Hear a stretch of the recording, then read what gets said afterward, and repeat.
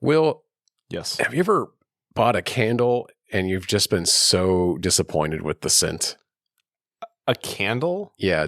Are you a fragrance guy? I'm big on I'm burning incense right now as we're recording. I'm big on scents, and I don't go out of my way to get scents. Okay. Right? It's not like something that I do. right. Haley does buy a lot of incense at either the Ren Fair or whenever we go to like a Earthbound or whatever.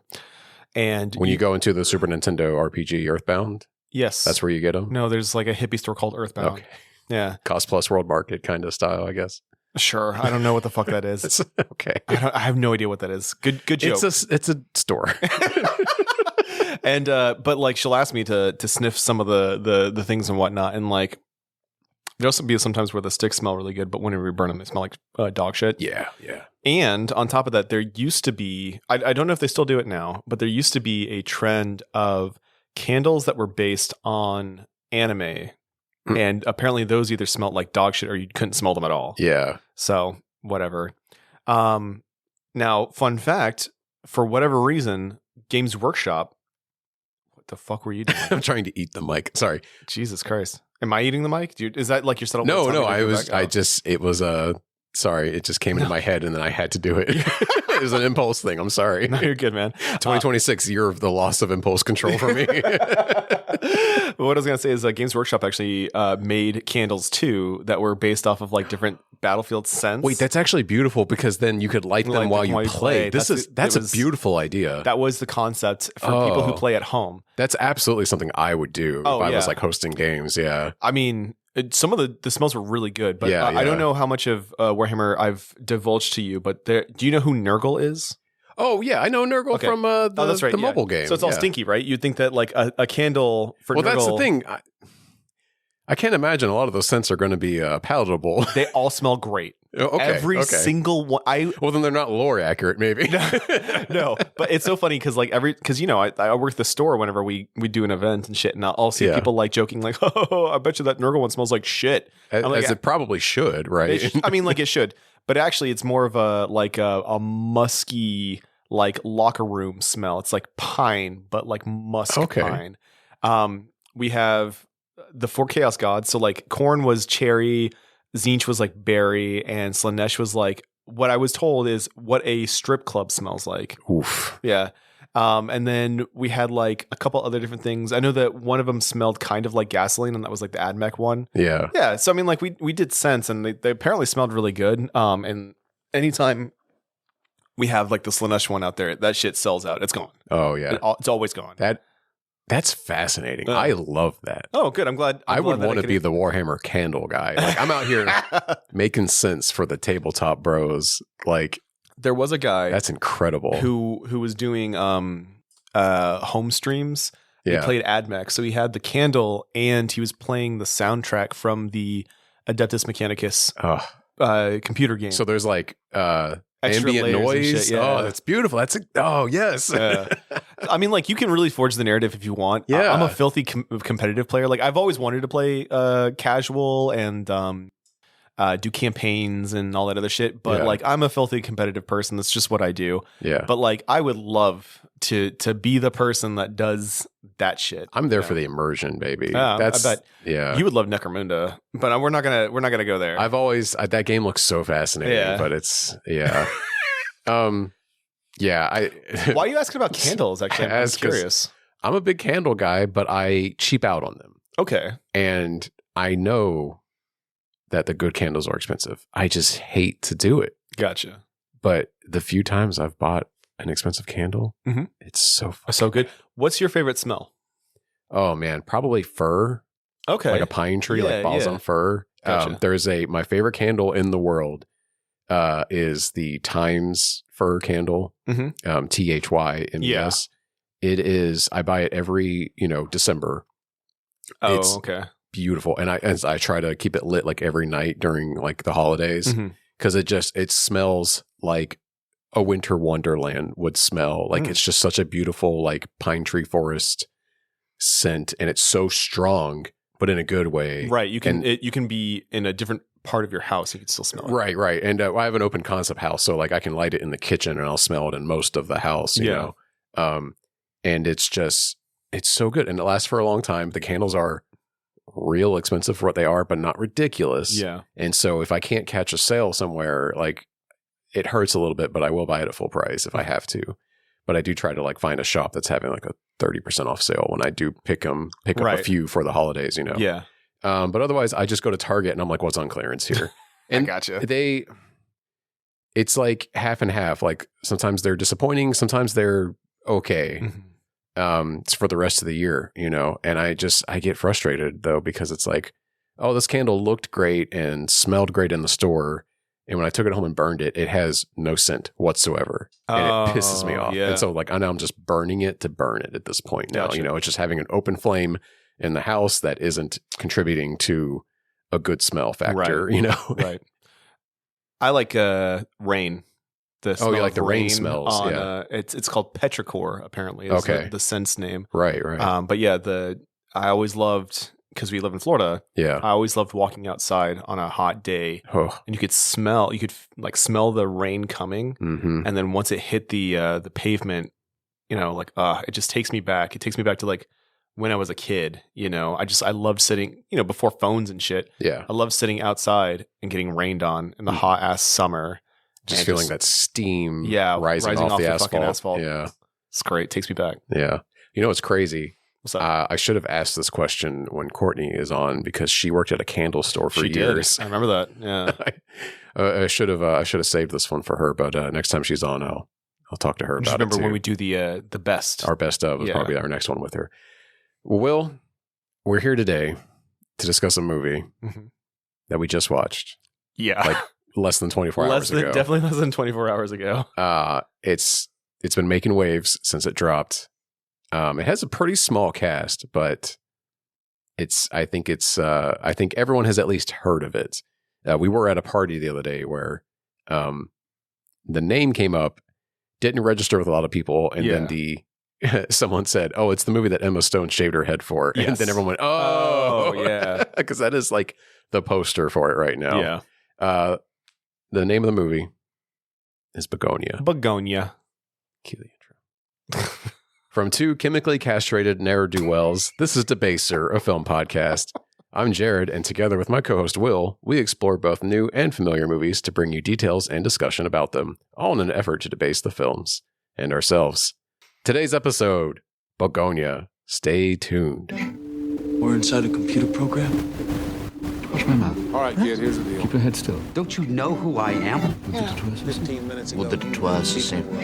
Me neither. The water goes over a dam and under a bridge. It's like people only do things. I'm not even going to dignify that with a response. Yeah, you're dignifying her. It's really sad. Well, the twas the same. Keep your head still. Look at all the hunky boys. Anyway. This is Debaser. Well, Will, today's movie is Bugonia. Came out October 24th, 2025. Damn, it came out in October. I know. That was actually, time flies, man. Jesus. It does fly. I feel like it just dropped. It came out like a week after the Smashing Machine, and like I wanted to see so much stuff in October, and I just didn't see any of it. Yeah. Bugonia is currently streaming on Peacock. Yes. So for anybody that has that, go nuts. You can also buy it. It's also on VOD and Blu-ray. So it's available everywhere right now. It came out real fast. The film stars Emma Stone, Jesse Plemons, Alden Delbus, Stavros Halkias. I don't actually know how to pronounce Stavy's last name. Yes, Halkias. It's Halkias? Okay. And Alicia Silverstone. Did you clock her? Oh, it was the mom. She's the mom. Yeah. She looked way too young. She's only 12 years older than him. I know. I felt the same way. Yeah, because I was like, wait a minute. Jesse Plemons is our age. Yeah. And Alicia Silverstone was like a teenager when we were growing up. I was like, this math ain't mathin'. Hold on. Yeah. But it's fine. It's not that distracting. She's really good in it for the two scenes that she's into. Right. The film, did you catch this in the credits? Produced by Ari Aster. Oh, no shit. He was involved in this from the beginning, even before it changed directors. Oh, no way. Yeah. But the film is... well, hold on. He was a producer. He was an executive producer? No, he's full-on producer. Oh, which is higher than executive. Oh, no. Okay. Yeah, executive is... executive producer can mean anything. Sometimes it's like a credit they give you as like a pity thing, even if you had nothing to do with the movie, or you're actually doing things for people on the film. Yeah. But a producer is you're either putting up a ton of cash or you are heavily involved in production from the get-go. Gotcha. Sometimes it's both. You can influence the film, correct? Correct. Big time. Oh, okay. Yeah. I don't know if I caught his. Well, we can talk about it. Yeah, we'll get there. Yeah. But so importantly, the screenplay for this movie, Bugonia, is written by Will Tracy, but it is an adaptation or a remake, as I would put it, of a South Korean film called Save the Green Planet, which was written by Jang Joon Hwan. Okay. Jang Joon Hwan also wrote and directed Save the Green Planet by himself. He's solo credited as the writer and director. And he was going to direct this remake. Oh. But he had to drop out due to health issues. That's all I could find. I don't know if it was like he just got stressed out or if he was having like heart problems, or what the issue was. But he did drop out. And so the production company wanted to go with Yorgos Lanthimos, who I'll get into in a second too. But not a normal pick, let's say. No. So this wasn't like, we just need a guy to direct this. Let's pick some director that can make a movie and throw him on. Dude. Yeah. No, they made a choice. Yeah. And the fact that Ari Aster was the producer. And I believe his production company produced this. I think Ari is like, I want Yorgos to do this because that guy's fucking weird like me. That's my theory. Well, so let's get through the preamble because I've got like a lot of questions now. Yeah. Okay. Yorgos, let's talk about Yorgos for a second. Yeah, he's wild. Yorgos. It's Greek as hell, so. Yeah. Let's talk about some of his movies really fast. He did The Lobster, Killing of a Sacred Deer, The Favorite, Poor Things, and Kinds of Kindness. Kinds of Kindness. Yeah, Kinds of Kindness is the one that came out right before this. Yes. Yeah, I think he filmed them like back to back or something because they came out so close together. So Poor Things, Kinds of Kindness, and Bugonia all are Emma Stone features. Yeah. He's actually made lots of movies and a short film Jesse with her. Plemons, if I'm not mistaken, was in Poor Things as well. I think he's in Kinds of Kindness. Maybe that's what I don't remember if he's in Poor Things. Yeah. Anyway. The only movie of his I've actually liked so far is The Favorite. Really? You didn't like Poor Things? Not really. Oh, I really liked that one. Yeah, it wasn't my favorite. So, like, I thought The Lobster was an interesting watch. I didn't hate it. I found it to be very difficult, but like, hard to stomach. Yeah, no, I get it, and I agree. And we'll get into it when I discuss this movie too, because he had some influence on the script, but he didn't really write this. Okay. Like, it's pretty true to the original. Well, I was going to comment on that, but what I was going to say is, like, Killing of the Sacred Deer, I fucking hated. Like, I hated that movie. That's right. I remember you've had a rant on here about that movie. Yeah. Yeah. And then I liked Poor Things. I haven't seen Kinds of Kindness. And then I really enjoyed this movie. Like, not to bury the lead, but I like this one a lot. Well, I will say this and The Favorite are the only two movies where he didn't like write like it all came from his idea and he wrote them and then had other people maybe touch it up later. This and The Favorite are the only two movies that he didn't like conceptualize from the beginning. It's kind of like Neil Blomkamp. Oh, yeah. Yeah, because somebody else helped him write with District 9 or whatever. For District 9, yeah. Oof. So the premise of Bugonia, and by the way, I'll give you a warning point. It's coming up real soon, but we're going to talk spoilers about this movie. This is a movie where the spoilers really matter. Yeah. It really influences how you view the film. Yeah, actually, don't listen to this if you haven't seen the movie, cut this off now if you are interested in seeing the film and don't want to get spoiled, and then just come back to us after you check it out. Like I said, it's on Peacock, it's on VOD everywhere. I would definitely watch this movie. If you're into dark thriller. It's not. I was gonna say thriller. It's very dark and it's a thriller. It's about two guys that kidnap a CEO. The premise is, let me just say that. Yeah. Two conspiracy-obsessed young men kidnap a high-powered CEO of a major company and convince that she is an alien intent on destroying Earth. Mm-hmm. So again, if you don't want to get spoiled, maybe cut this off and come back to us after you watched it now. Yeah. I mean, it's worth the watch for sure. Yeah, well, I would say we can like once again bury the lead and just say this is a good movie. I highly recommend it. You should watch it at least once. And I'm going to counter that with, if the premise sounds interesting and you're willing to watch a subtitled movie, watch the original titled Save the Green Planet from 2003. Okay. I don't know where you can find that. Let me pull that up, actually. Yeah, that's a good idea. Because I liked it more. And that's fine. I want to give this movie a shot. for sure. people, because like something that me and Haley discussed actually whenever Nowhere. Of course. You can't find Save the Green Planet to stream anywhere. Of course. So you will have to torrent that. Sorry. Yeah. What I was going to say is like we watched it and we both agreed that after it was over, it's almost not worth the second rewatch. Second, yeah. I would not go. I'm not really big again. on second viewings unless I absolutely love the movie. I watched Eddington like 5 times this year. Well, yeah, you love that movie though. I know. But like I'm not seeing anything new, Right. There's not like a lot of hidden stuff in this movie either. Yeah. So going into this, we're going to talk spoilers. Mm-hmm. Now the budget of this movie was estimated to be between, do you want to guess it? I would love to guess it because this shit could not have costed that much. I'm going to say, because Ari Aster footed the bill, $5 million. Okay, let me give you some scope. Oh, fuck, there's the thing at the end. It is filmed in 3 different countries. Oh. Yeah. They shot in Georgia and here in America. Yeah. They shot in England. Okay. And they shot in Greece. 20 mil.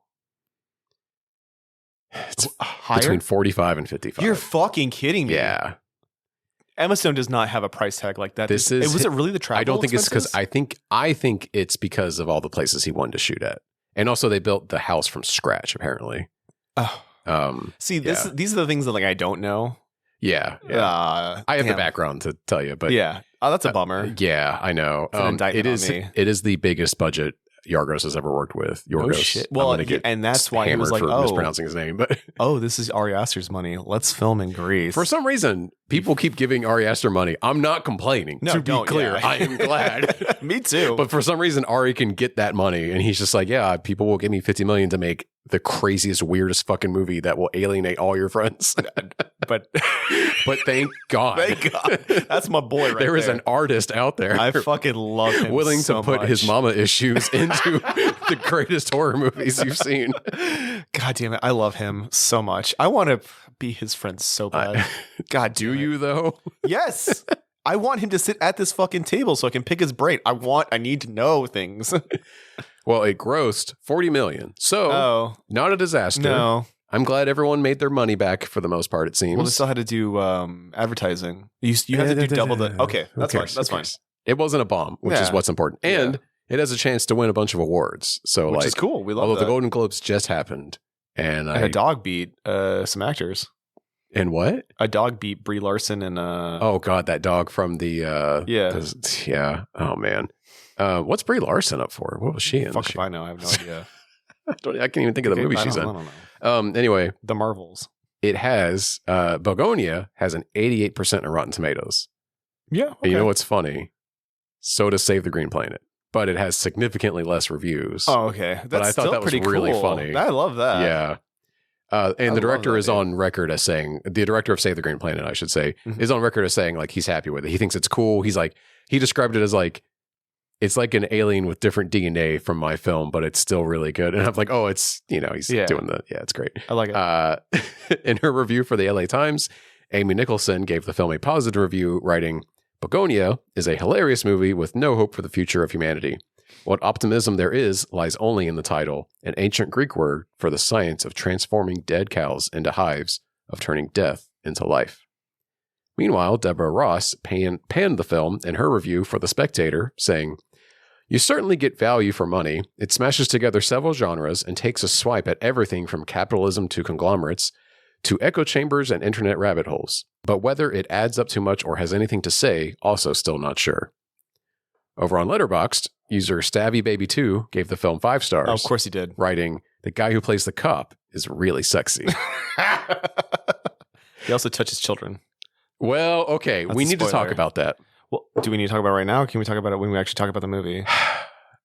What would you rather talk about right now? I'll let you guide this. Let's just do them. Let's first off, because I could talk about Stabby for 2 hours. I'm sure you could. So real quick, the things that I wanted to say, because if you've not seen a Yorgos Lanthimos movie, you will not understand what I'm about to say, and that is that His movies are fucking weird. They're really fucking weird. They're really fucking out there. Weird in a very sad, depressing kind of way, Yeah. I would say. Yeah, I would. Well, Poor Things didn't think was very sad or depressing. Oh, okay. I really enjoy. I mean, it's sad in a different way. Yeah, sure.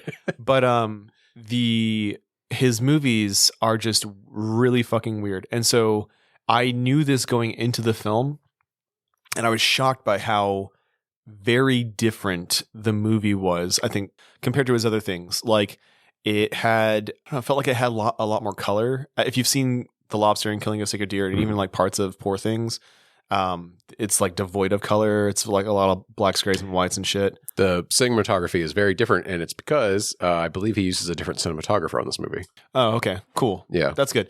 And then on top of that, both of the first movies that I mentioned, there's a dryness to the delivery of the lines, and it's weird, right? Yeah, a little stilted, but intentionally. For sure. And then, the Poor Things didn't have that. And I'm only basing these off the 3 movies that I've seen. I haven't seen the other ones. Right. But Poor Things didn't really have that issue. And like, once again, the dialogue in this film was definitely more engaging and felt more fluid and almost real. Like, Jesse Plemons plays a character that I know this person in real life. And he did a very good job, and Emma Stone plays the CEO, and she also does a really good job of like being a person who is very smart, smartest person in the room, very calculated, and like goes through so many different ways to escape her current predicament.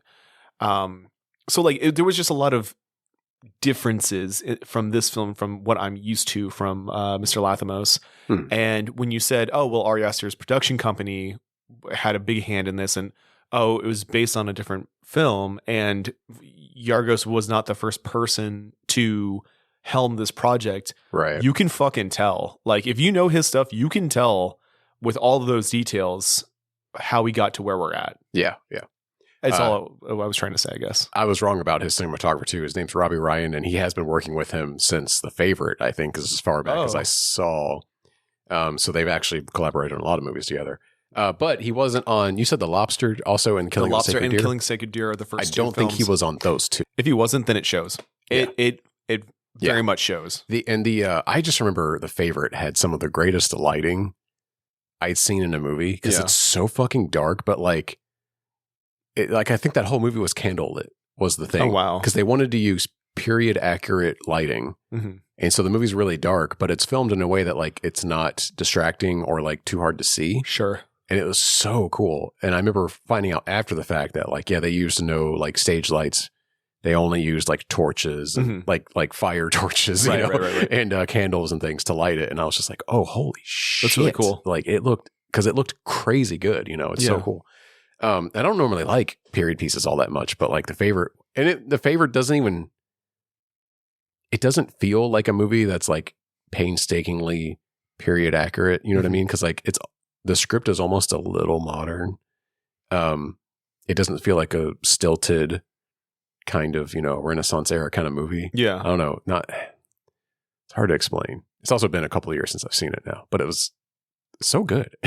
And when I tell people that like, that's the one Yorgos movie I liked, it's like, well, there's a reason. It's the most different from his from all of his movies. And now you can add that to like you can add Bugonia to like it's so outside of his normal realm. Yeah. That I still think Poor Things is outside of his realm. It is. Yeah, that's fair. Yeah.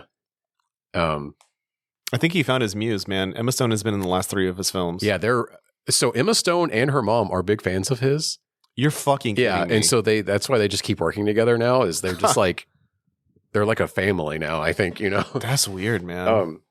Jesse Plemons is married to Kristen Dunst, right? That's what it is. Okay, yeah.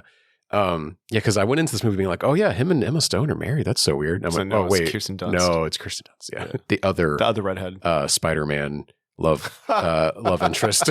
Yeah, you're right. Okay, I think we're in spoiler territory now, right? Yeah, let's just like large overview. So we meet Jesse Plemons and his cousin. Yes. Let me get his name really quick because this is his first movie. Donnie. Aiden Delbus. Yes. Donnie and Teddy are the two guys' names. And they are prepping to kidnap Emma Stone's character, Michelle, who is a CEO of like this humongous biotech corporation. Anthrix or some shit like that. Yeah, it has a weird name. And Teddy is convinced that she is an alien that is manipulating Earth. She's an for the Andromedan. worse. Yeah. An Andromedan, right. And we get Teddy is prepping Dawn as they're like training, but it's very like pathetic and sad. It opens up on a shot of bees. Right. They also keep bees Yes. at their home in Georgia. They live in a very dilapidated, like, but grand, like, 2-story house with a basement that they inherited from their family. Jesse Plemons' mom is in hospice care. Yeah. She's like comatose, She's in a basically. coma. And we find out through a series of flashbacks that it's because she took a drug that She was taking experimental drugs because she was terminal, right. it seems. And the company that was making these drugs is the company that Emma Stone has found herself the CEO of. Right. Actually, it's funny when they were, when Emma Stone's character was, what's her name? Michelle. When Michelle is describing what was happening to Teddy's mother. It's such a good scene, too. That's what Haley does. She makes drug calendars for companies like that. Yeah. To do experimental drugs on people who would not have a shot. You know. So and she's like, oh, this is the whole process. This is what I do. And and we had a little chuckle on that one. But yeah, it's she was taking experimental drugs because she was terminal. Yeah. Right. But they didn't seem to work. No. And so we get a scene much later in the movie where we find out that, Teddy, Jesse Plemons' character, actually knows Michelle from childhood. Mm-hmm. And it's because like she came to him personally to explain, like, or to apologize because the drugs didn't work. Yeah. And it's a beautiful scene because it's done in like, it's like a dream mixed with the reality of it, because as he's standing in front of like the corporation's headquarters, and Emma Stone is there with like all of her lackeys behind her, and she's like doing almost like a press conference style apology to him.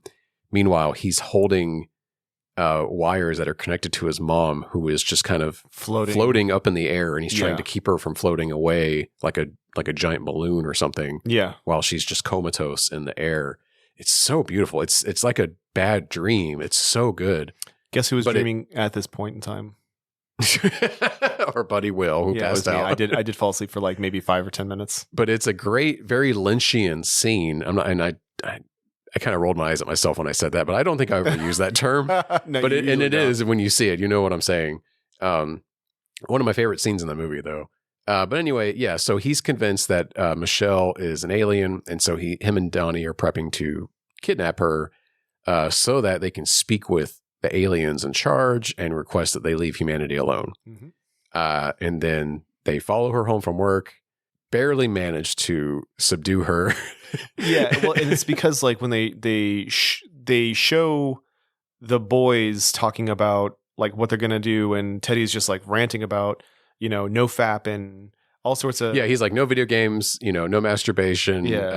They chemically castrate themselves. Yeah, so that they can't be distracted, he said, or controlled by the aliens. Exactly. So he's just like spouting off a lot of really weird, kooky things. But like traditional, like crappy conspiracy theory stuff where you're just like, oh, brother. Oh my God, I know. And then it cuts to Michelle, and she's like waking up and drinking coffee and doing judo classes. Doing like American Psycho level, like what billionaire CEOs do, where they have all this weird gear to make themselves look younger and stay healthy. Mm-hmm. She's doing yoga. She's doing steel shit. Taekwondo or something, some kind of like martial arts training, which explains why she does beat the guys up a lot later, but they still manage to like stick her with something that knocks her out. Some kind of tranquilizer. Mm-hmm.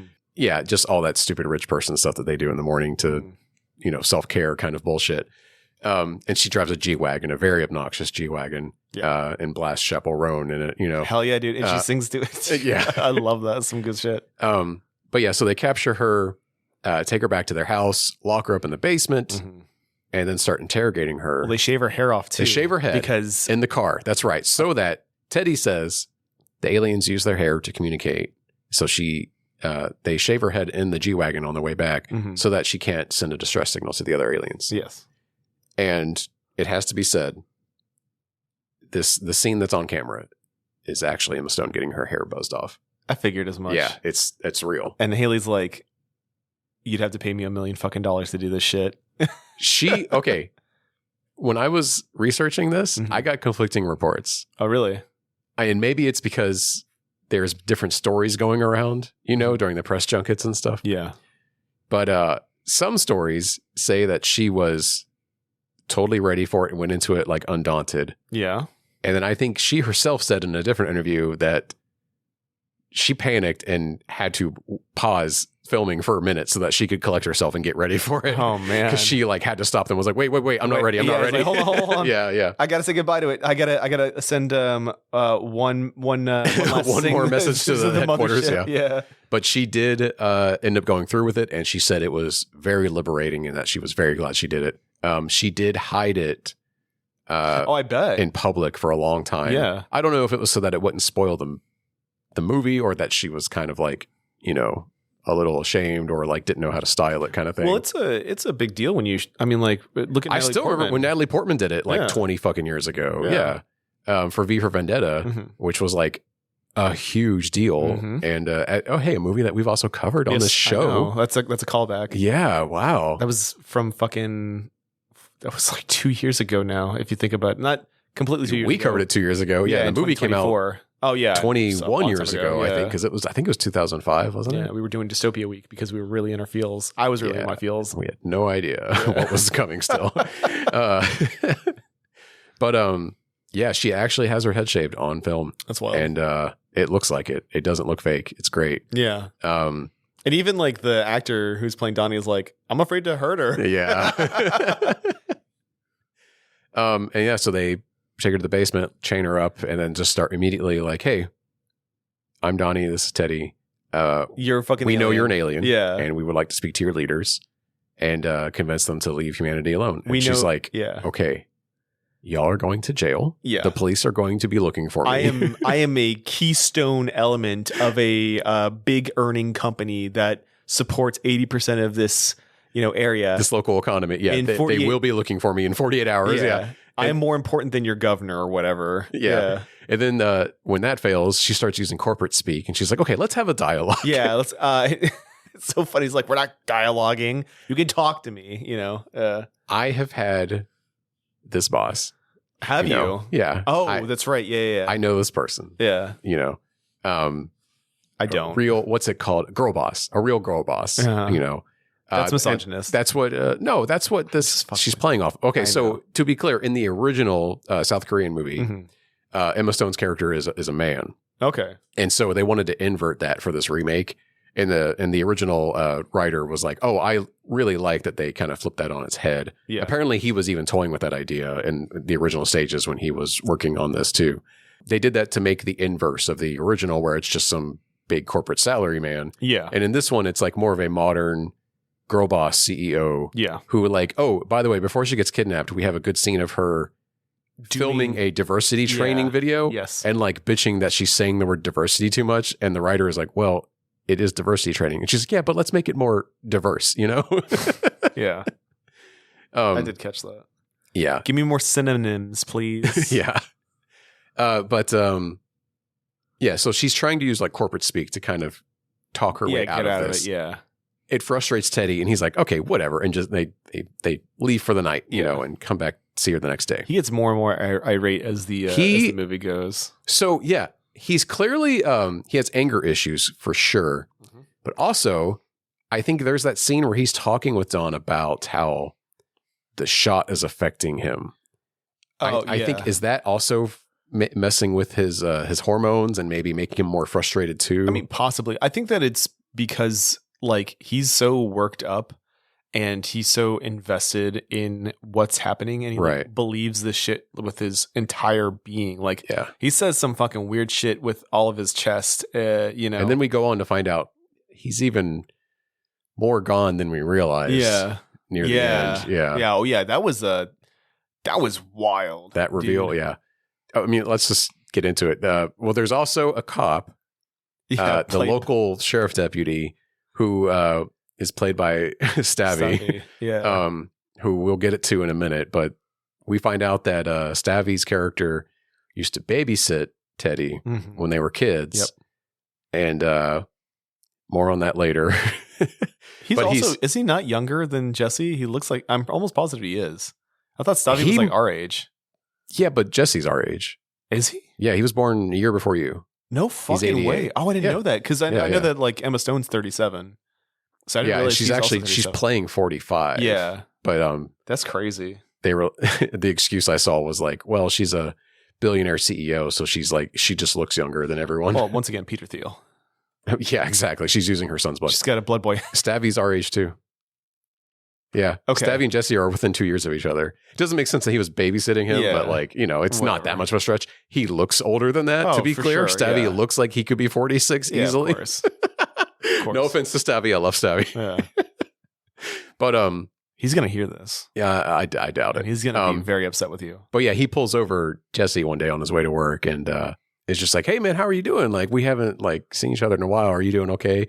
And Jesse's character Teddy is just like, yeah, I'm fine. I'm really busy, but I gotta go. Yeah. And Stavi's clearly trying to like make amends and like be cool with him. And he's like, I did some fucked up stuff, And then of course the next time we see him, Stavi almost full on apologizes for molesting him when they were kids.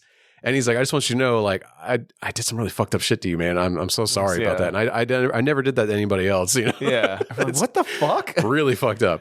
Yeah, I thought it was like a hot rod situation where like he was just not cool with the he was just like a bad babysitter or something. Not even that, but like whatchamacallit, he's got like a conspiracy club with him and his cousin, and Stavi's not invited because he's not crazy enough, is what I thought. Yeah. And then when he was like, hey man, I didn't mean to do that to you. I didn't do it to anybody else. It's like, yeah, what the fuck? Uh-huh. And you like, here's the thing is like, there's so many different misdirects that you are given in this movie to make you think that the reason why he clings to conspiracy stuff is because people in authoritative positions for him have always been unreliable. And so when you question the adults around you, of course you grow up to question everything, right? I mean, that's kind of like what I was getting. And then it turns out that's not even the case, right? Am I onto something? Or no? Yeah. Okay. Yeah.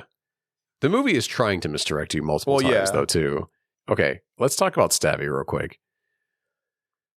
So Stavros Halkias is a comedian, a popular comedian that rose to fame as part of a trio on a podcast called Cumtown, which is now defunct. But it was Stavi, Adam Friedland, and Nick Mullen.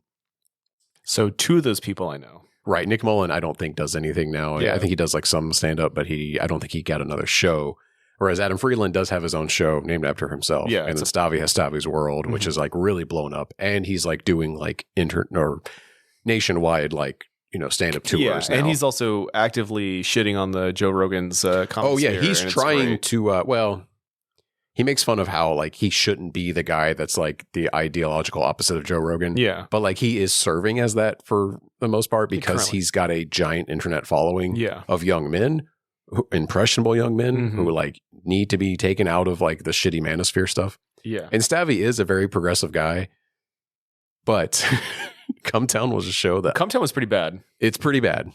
I'm not going to defend it. Yeah. There were some really funny bits. It is funny. It was a guilty pleasure of mine. And I like didn't like to tell people I listened to it because I had some very not cool bits on it. Yeah. I had friends send me bits from it, but I've never actually listened to it. I got to the point where like I couldn't listen to whole episodes. I would just look up like some of their best bits on YouTube because people would just upload it to YouTube, but like of course mixed in with the movies that they would make fun of and stuff. Mostly Steven Seagal shit, Yeah. They love to riff on Steven Seagal.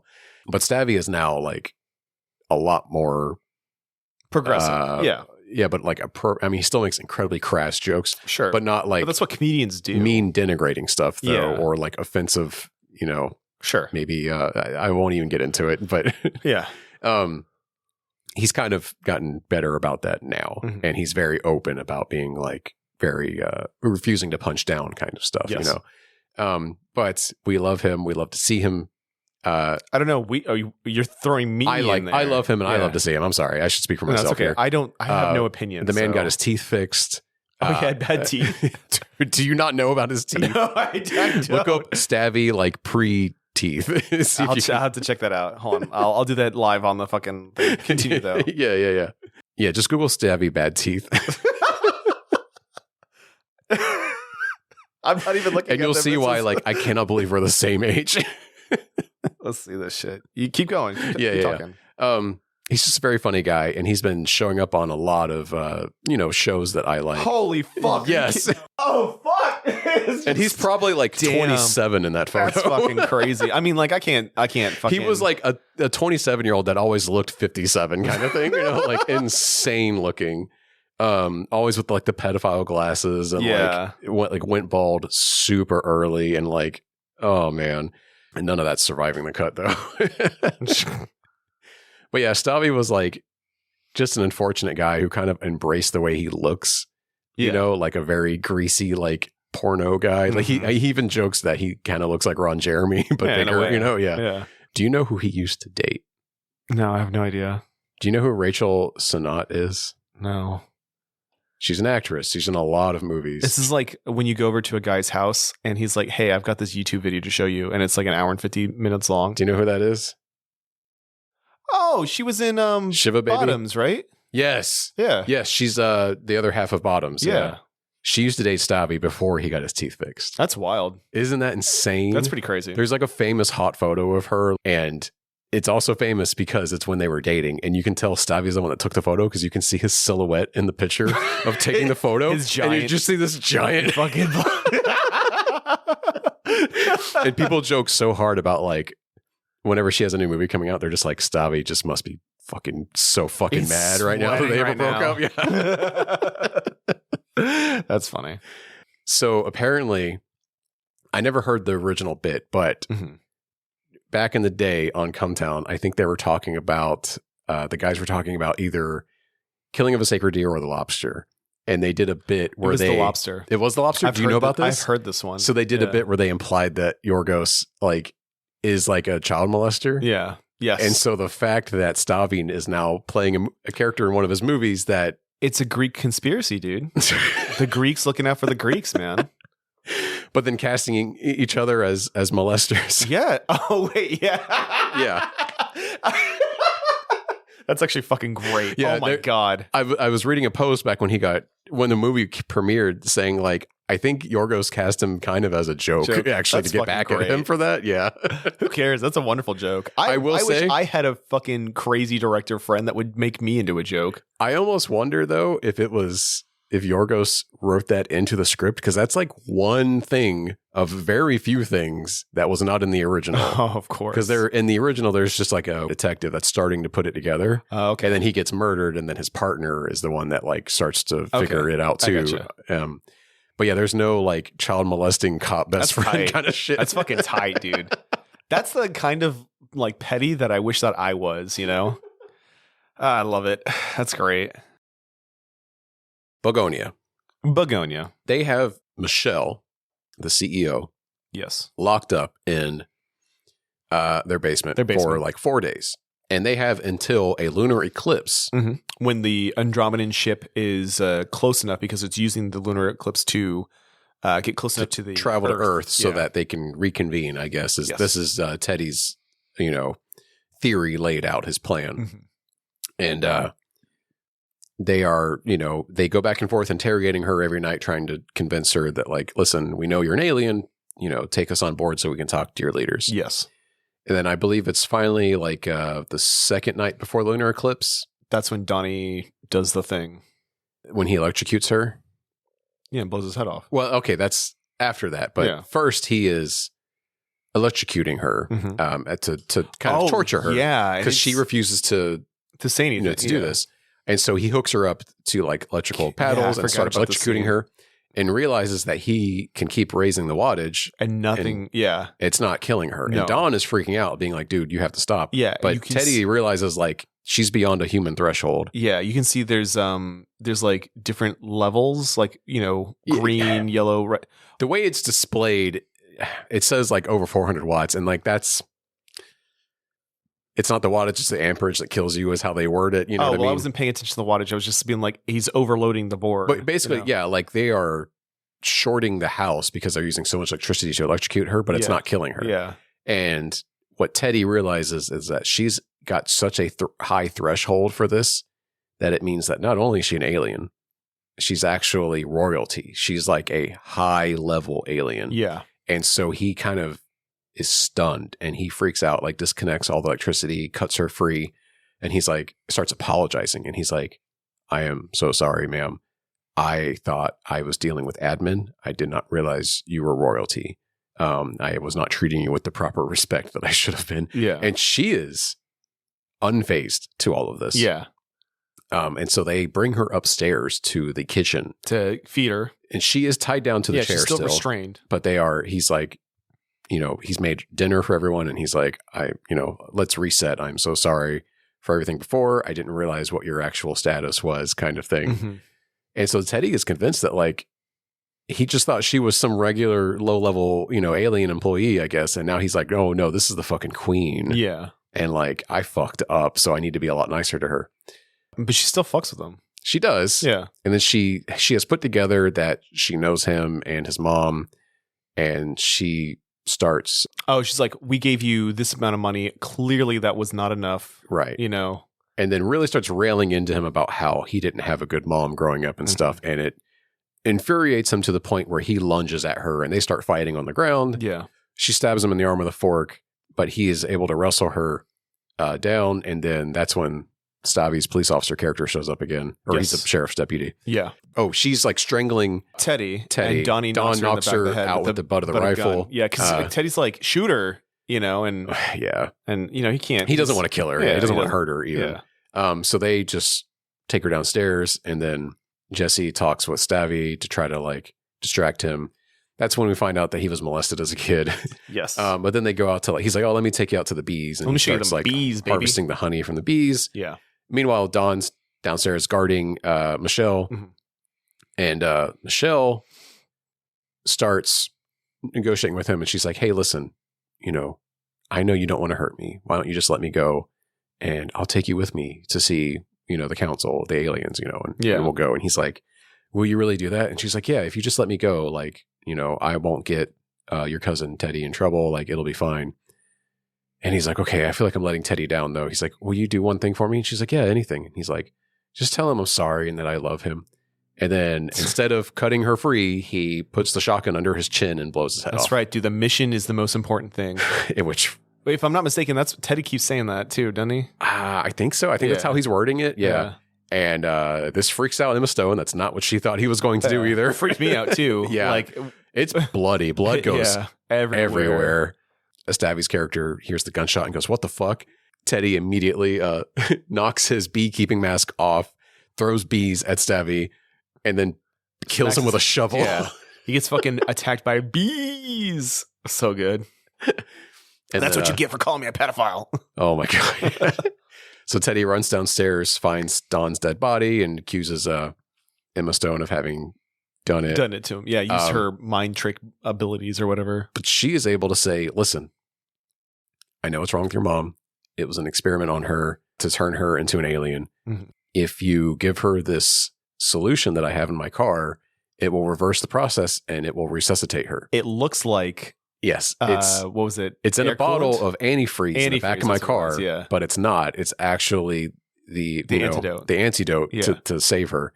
So if you go in the back of my car and give it to her intravenously, like it'll save her. And so he's like, seriously? And he's like, yes, go do it now. He bolts. And he does it because he's like, his sole focus is to save his mom, really. You can tell too. Yeah. So he runs, grabs the antifreeze, goes to his mom's hospice care center, and fucking antifreezes his mom. Yep.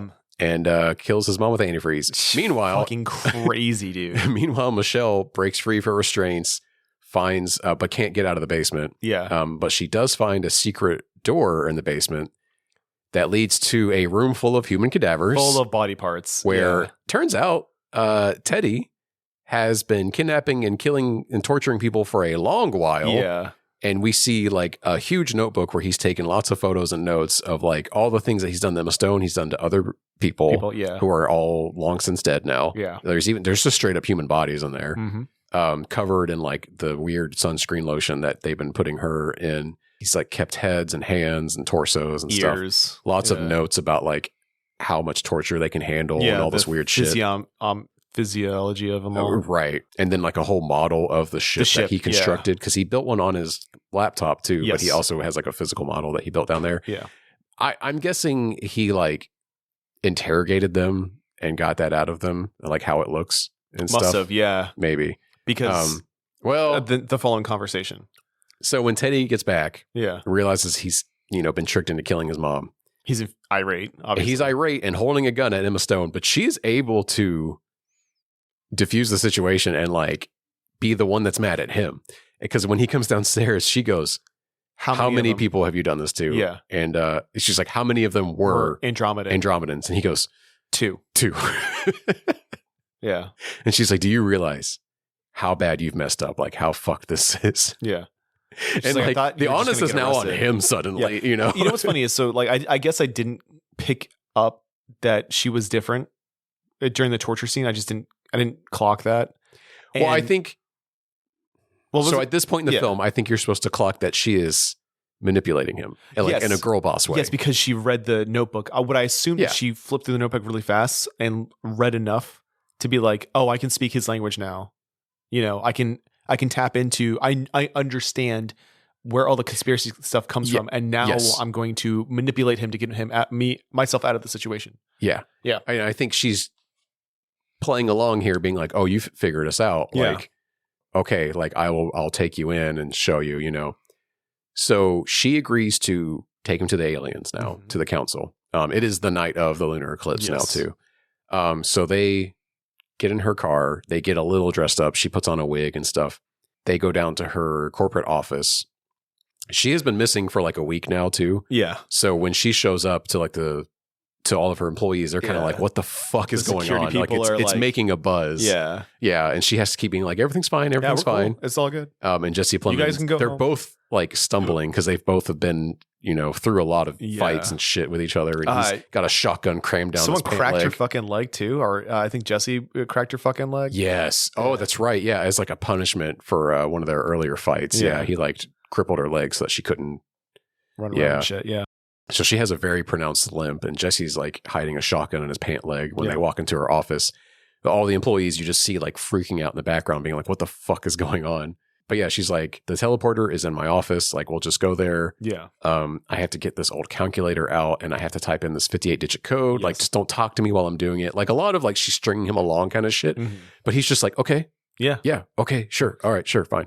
And then he reveals before he goes into the teleporter, he's like, oh, by the way, like just so that if you guys don't like try to test me, I have also built a security device. And he reveals that he has like a bomb vest on himself. And he's like, just so that like, you don't try to like two-time me. And she's like, no, yeah, that's very smart. You're credit to your species. Yes, you are. You're credit to your species. It's fucking great. And so she reveals like, okay, the teleporter's ready. It's in my closet. It's in my closet. Here. Yeah. And she's like, do you want to go first? She's like, no, actually, maybe I should go first. And he's like, no. I'll go first just in case you try to run away. Yeah. And so he goes in there and she goes, okay, well, here it is. And I'll just hit enter and you'll teleport. And she backs away from it. 2, 1, carefully hits the calculator. And then his vest blows up. He and fucking explodes. Blood goes, I can't describe to you how much blood there is, but his head goes flying and knocks her out. It's her in the fucking face. Yeah. Meanwhile, it's so comedic. This scene is so tense too, because like you can see all the employees like in outside her office, because it's all glass windows outside her office. There's a small veil. Watching through like the thinnest sheer curtain, just like going, what the fuck is happening? And they're all freaking out, Then Emma Stone wakes up in an ambulance. They're rushing her to the hospital. That's right. And she's like, okay, is he dead? And they're like, yeah, he died. He's dead on scene. And she's like, okay, good. And she starts getting up, and the paramedics are like, no, ma'am. What the fuck and she just starts ripping everything off of her, all the IV and the neck brace, and then jumps out of the ambulance and starts walking down the street back to her, corporate office. Yeah.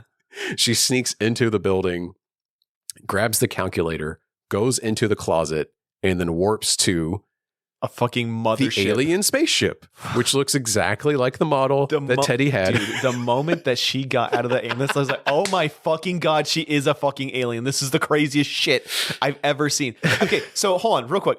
Pause. Yeah. There are chapters in this movie, and I clocked immediately that it was the fucking flat Earth. It's flat Earth. It's flat Earth. When is it the most obvious? Is it 3. like the second or It's the third one? The third one. Yeah. Because I guess I didn't clock it at the third one, and then the fourth one, I'm like, oh, it's a disc Earth. That's so funny. No, but the moment that they showed it, I was like, that's fucking flat Earth. Like, because I've seen enough weirdo things to be like, oh, there's ice caps around the earth that keeps you from going to the real places. Right. Like Agartha is somewhere in fucking up beyond the ice caps, and that's where Yakub was from when he made the White Devil. You know, that kind of is shit. Yakub the Scientology thing? No. Oh, okay. It's something else.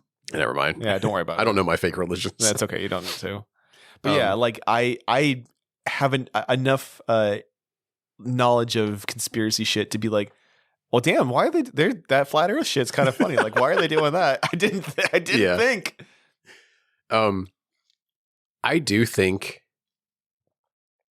okay, maybe I'd catch more on a second watch. Yeah. But is the disc Earth in the chapters the only key that like Teddy is right? Yes. Yes. I can't think of anything else. No. Because everything else really makes you think, oh, he's just fucking insane. Yeah. No, that's that and also the doing the torture are the only two things before she finds all those bodies. But the torture, I think, is so oblique that it's not. So I don't think at any other point was the film cluing you in that like he is right.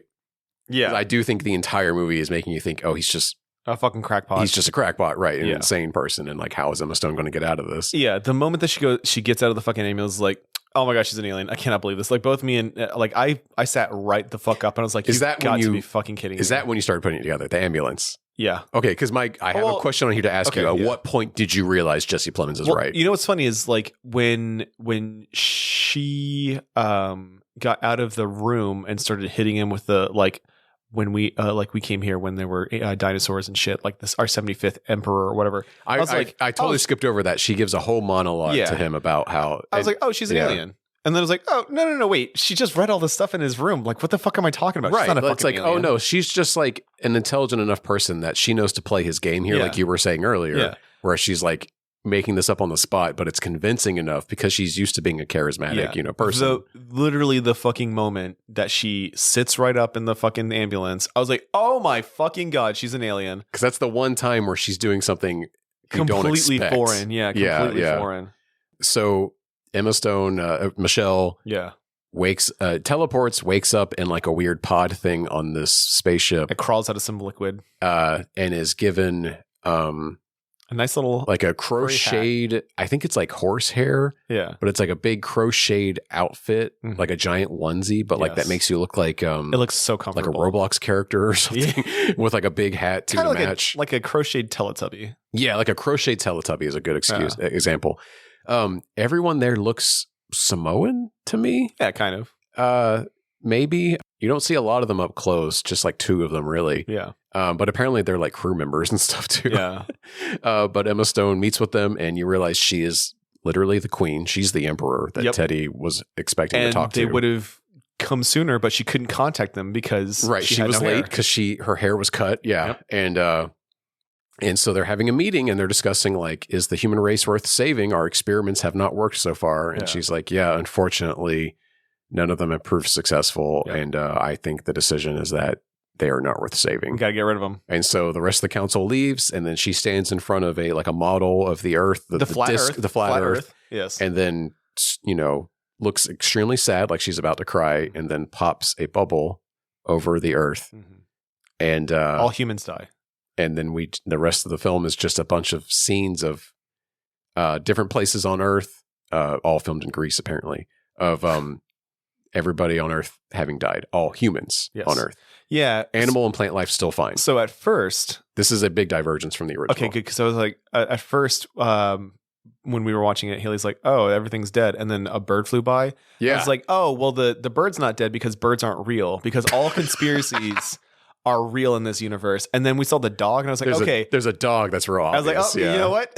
Actually, I'm wrong. I have no idea why there's a dog. I thought she was popping the atmosphere. That's what I thought too. Yeah. And I was like, oh, like all the oxygen's gone and stuff. And like, no, she's literally just like hitting a kill switch on all humans somehow. I really wanted it to just be birds that survived. Right. I really wanted I like that. That's where your head went to. They're really fascinating scenes of all the still dead bodies and like how Earth is just there. Like there's like a boat full of people that are all dead and the boat's just like revving into a rock wall. Yeah. There's like people at a museum. There's like a doctor's in the middle of surgery and like some of the pumps are still going and stuff. It's fucked up. Could have done without the dead kids. That was not cool to look at. Haley, he was like good on them for including it because going that far. That's a realistic thing. Yeah. I mean, I don't put it past Yorgos. I mean, he kills a kid in Killing of the Sacred Deer. Yeah. Sorry for spoiling that. Don't watch that movie. That movie sucks. Very rough dog killing in The Lobster too. Oh, that's right. Yeah. That looks just like my dog. But yeah, luckily it's not gory or anything. Yeah, none of it's really graphic. It's just people laying on the floor, Yeah. So luckily that's all it is.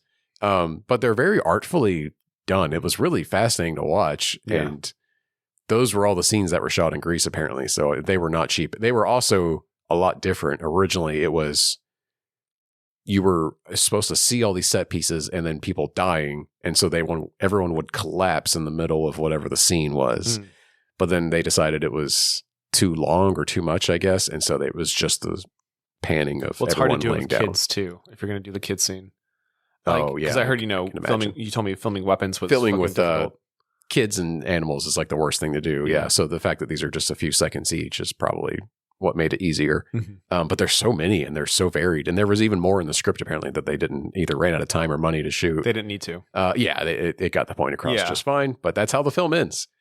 In the original, this is like the one thing that's different. Well, they just blow up the whole earth. I was like, this and also the pedophile cop. The pedophile thing, We're not. And also it's set in Korea, not, America, obviously. Yeah. But yeah, they just blow up the whole planet. It literally just goes. Tight. Yeah. We love that. Was it just the Death Star? What if they just slam cut the Death Star exploding instead?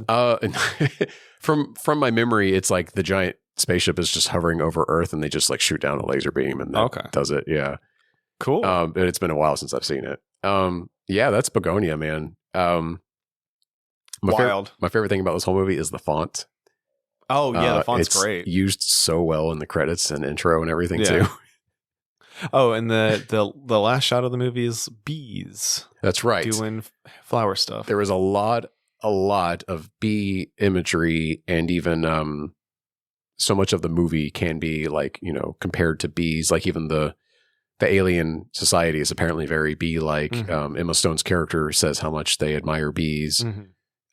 She's a queen. They're workers. Right. Colony collapse disorder is talked about a lot during the movie. The beginning of the movie, yeah. I love how much of a regular guy Jesse Plemons looks and comes across as an actor. Yeah, he's so regular. He's really good at just being like, oh, that's just a guy. Yeah, like that's not like a Leonardo DiCaprio. Yeah, that's just a guy. Yeah, no, the first like time a sweaty guy, like walking down the street. He doesn't look like an actor done up to look like. He's the poor man's Matt Damon. Is how I feel about him. Yeah, I can see that. Yeah. Whereas like I find Matt Damon distracting in anything he's in now because it's like that's fucking Matt Damon. Yeah, you could spot him a mile away. Yeah, but like Jesse Plemons, like it's Jesse Plemons, but he looks like such a regular guy. Dude, yeah.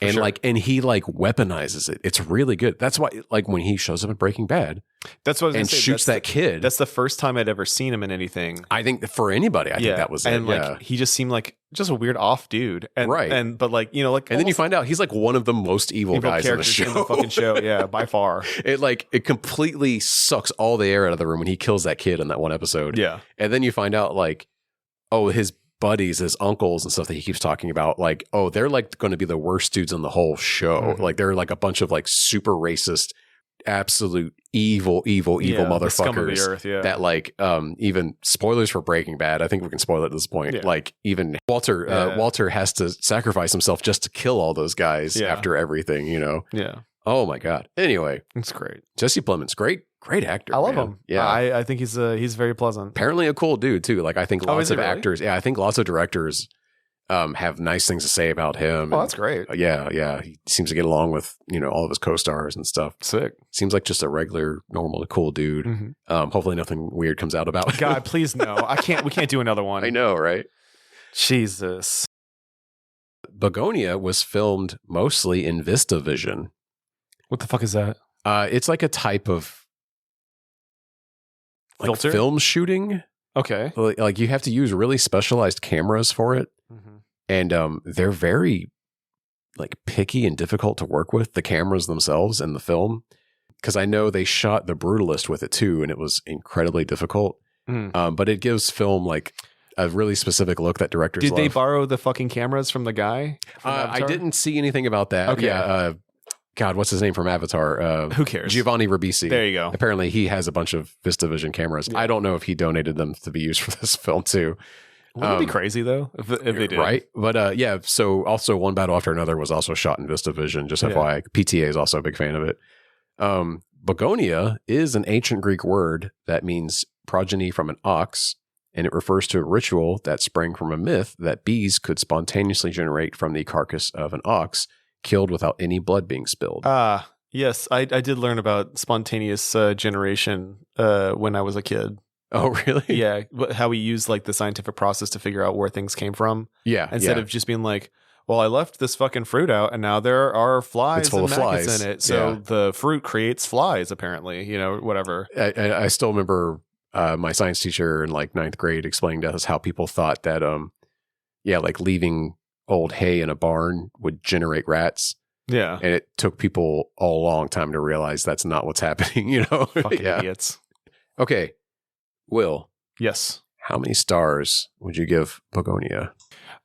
So here's the problem, right? If it's just off the one viewing, and I hate to say this because I did fall asleep because I was it is a slow movie.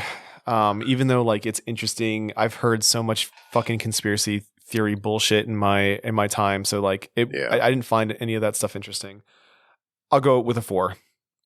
Wow. Yeah, I liked it. I think the concept's really cool. I love the rug pull. Like that's what a fucking excellent rug pull. Yeah. Like it's a little bit boring, but if I went to see this in the theater, I would not have fallen asleep. I would have just You were just tired. You had a big weekend. tired. Exactly. But that being said, like I don't think that there's a lot of rewatchability unless like you grab a bunch of your friends that like love wild twists. Right. It's a good movie to see with a crowd where they don't know what's coming. Exactly. Yeah. But like the novelty of that wears off. Right. So like that, I think that and the pacing being a little slow for me is what knocked off that 1 star. But I liked it. I liked it a lot. Yeah. This is not my favorite Lanthimos movie. I still think Poor Things is my favorite. I really enjoyed that one, but it's number 2 for sure. Yeah.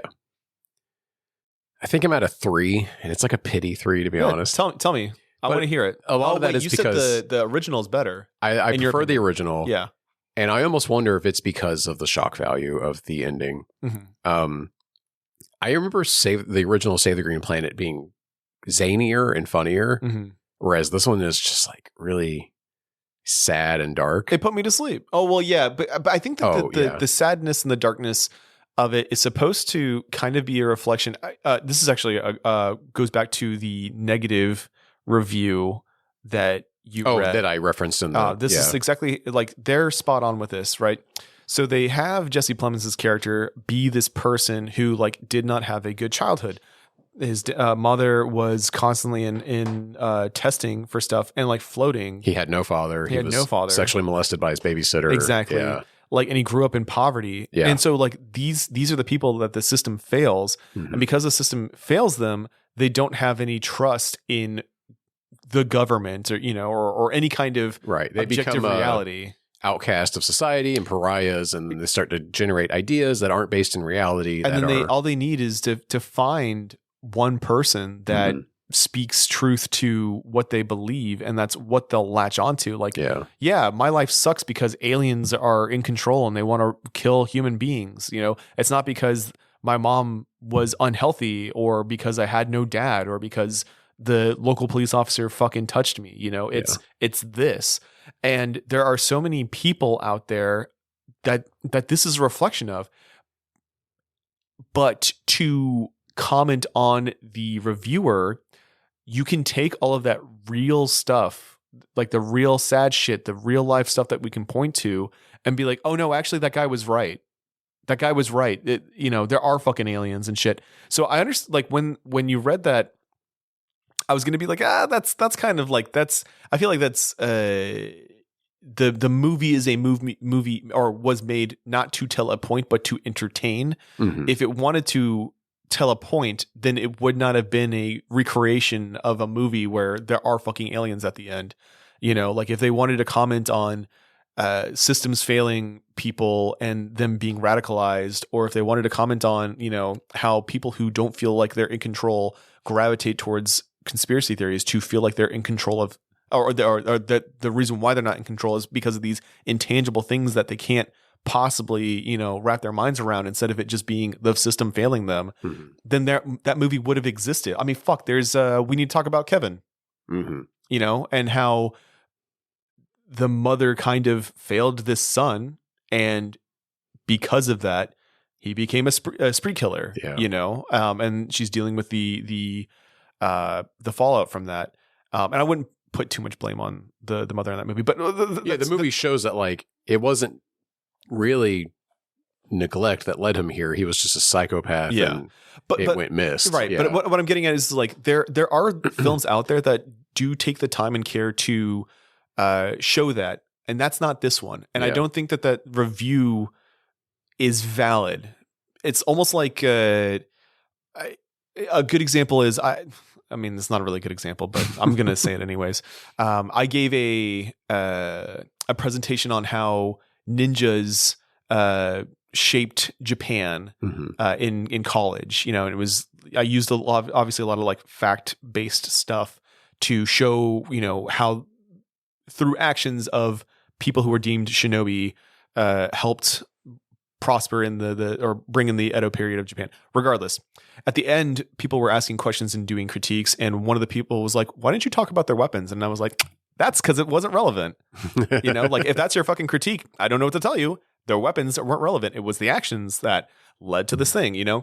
And so that's what I'm getting at is I think that the person was so focused on, oh, he was right the whole fucking time, you know? So you take away the commentary, that they felt like there was supposed to be commentary being made, and it was just like thrown away. Yeah. Does that all make sense? Yeah, because, okay, what I think you're saying is like the twist reveal that she is an alien takes away from the message that the movie could be making about like misguided guys like this. That's what I'm getting at. Yes. Yeah, I agree with you. And in fact, I don't think you've seen this movie, and I will cover it one day on this show. It's one of my favorite movies. But it does something very similar. It's a movie called Take Shelter. It's Michael Shannon is a dad in it that has a family, and he's concerned that he starts ranting and raving that there is like basically that the apocalypse is coming, and he has to prepare his family for it to survive. Heard of this. I haven't seen it, but I've heard of this. Yeah. And so he starts like utilizing all his resources to like build a underground shelter to like hide his family in for when the storm comes. And you find out that like he has a history of mental illness in his family, and it's starting to set in for him now in middle age. And it's like a late thing where you get like dementia and psychosis in like your 30s or 40s. And he's grappling with that, and his whole family is grappling with this, you know. And so his wife has to convince him to get help, you know, after he explodes at like a town hall meeting and like makes his family stay in the shelter with him for a couple of nights. And I think the one thing I hate about that movie is at the end of the movie, after he is like decided, he starts seeing a therapist and he gets put on medication and everything. There's a scene at the end of the movie right before the credits where he's in the yard with his kid, and they're playing and having a nice time. And then his wife calls out to him and she goes, "Honey," and he looks up and there's like a huge weird storm brewing in the sky, and he just goes, "Get in the shelter." And it's like, oh, he was right the whole time. Yeah. And it undoes this like very sad and like moving drama about a guy dealing with like, you know, late stage psychosis and like, and having to deal with like, he is like the sole provider for his family. Yeah. He loses his job because of it. Like it's a really beautiful, tragic tale. And then it's completely undone by this one scene of the movie where it's like, oh, he was right the whole time. Isn't that nice? And it's like, but then is he not also psychotic then? What the fuck? It's so frustrating to me. Well, I was going to say is like, he puts in the time to like go see a counselor and shit like that too. And like, a lot of people can benefit from that. Like exactly, because I think the movie has a beautiful like message of like, go get help. It's okay to get help. You're not a weak person for getting help. You know? Right. And we don't get enough of that. I think it undoes all of that with that ending, and I feel like that feels like such a